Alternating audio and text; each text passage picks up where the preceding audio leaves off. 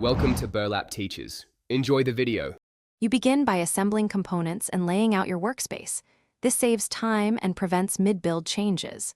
First, verify battery health and solar panel output with a multimeter, because accurate voltage ensures safe charging. Once done, map the circuit. Solar panel to MPPT, MPPT to battery, battery to motor via a switch, and diode for reverse protection.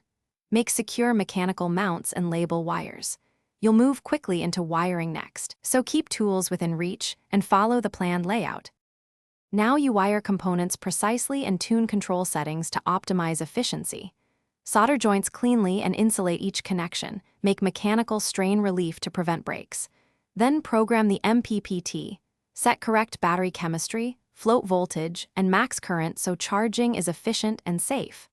Next, integrate sensors, current and temperature, so the controller can adjust output.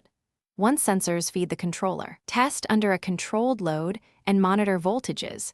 This confirms the system responds. Finish by enclosing the device with proper ventilation and secure mounts, because airflow and access matter for longevity. Run controlled charge and discharge cycles while logging voltage, current, and temperature to confirm expected efficiency gains. These tests reveal anomalies early. If performance falters, first check wiring and connector corrosion, then verify sensor calibration and MPPT configuration, since wrong thresholds cause underperformance. A common fix is reprogramming float voltage or replacing a faulty diode. Try those before disassembling major components. Thanks for watching. Consider subscribing if this video helped you.